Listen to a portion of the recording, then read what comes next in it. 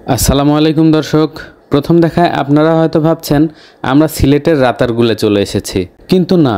আজকে আমি আপনাদেরকে দেখাবো বগুড়ার মিনি রাতারগুলে কিভাবে আসবেন এবং ঘুরে দেখবেন।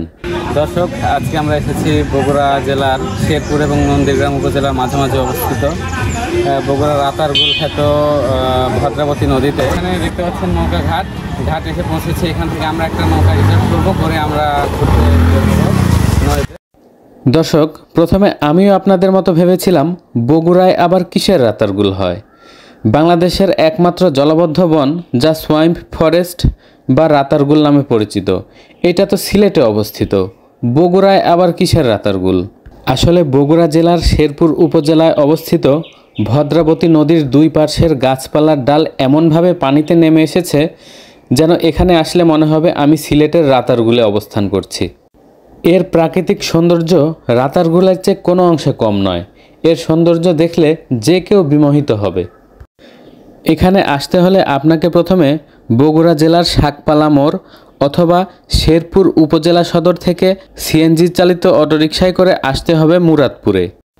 মুরাদপুর বাজার সংলগ্ন এই ব্রিজের নিচেই নৌকা ঘাট। মিনি রাতারগুলের সৌন্দর্য উপভোগ করতে হলে এই নৌকা ঘাট থেকেই আপনাকে নৌকা নিতে হবে। এই ঘাট থেকে মাত্র 150 থেকে 200 টাকা দিয়ে নৌকা রিজার্ভ করে আপনি ঘুরে আসতে পারেন মিনি রাতারগুল। তবে নৌকা রিজার্ভ করার সময় দাম দর করে নেবেন।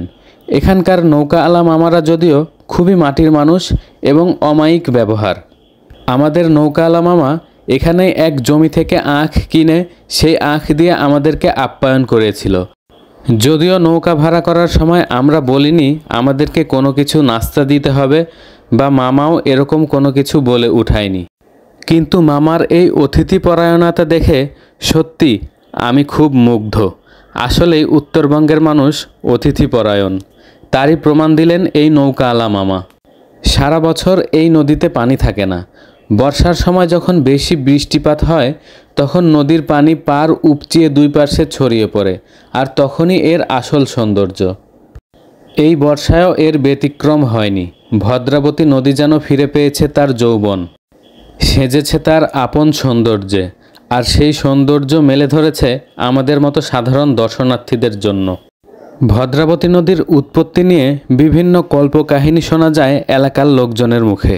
অনেকেই বলে থাকেন সেন বংশের অচিন কুমার রাজার কন্যা ভদ্রাবতী, তার নাম অনুসারেই এই নদীর নামকরণ করা হয় ভদ্রাবতী নদী।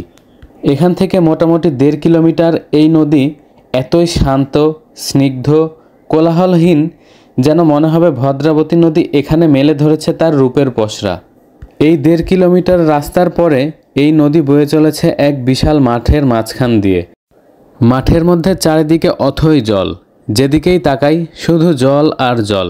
এ যেন আরেক সৌন্দর্য মেলে ধরেছে ভদ্রাবতী নদী, ক্ষণেই রূপ বদলাচ্ছে। আপনারা যারা অল্প টাকায় সিলেটে অবস্থিত আসল রাতারগুলের ফিল নিতে চান তারা অবশ্যই চলে আসতে পারেন প্রাচীন বাংলার রাজধানী বগুড়ায় অবস্থিত এই মিনি রাতারগুলে। আর যদি কেউ এসে থাকেন তাহলে অবশ্যই কমেন্ট করে জানাবেন এর সৌন্দর্য আপনার কাছে কেমন লেগেছে। আমি নিশ্চিত করে বলতে পারি এই মিনি রাতারগুলের সৌন্দর্য আপনাকে এতটাই মুগ্ধ করবে যে আপনি একবার ভাবতে বাধ্য হবেন আপনি কি সত্যিই মিনি রাতারগুলে আছেন, নাকি সিলেটে অবস্থিত সেই আসল রাতারগুলে আছেন।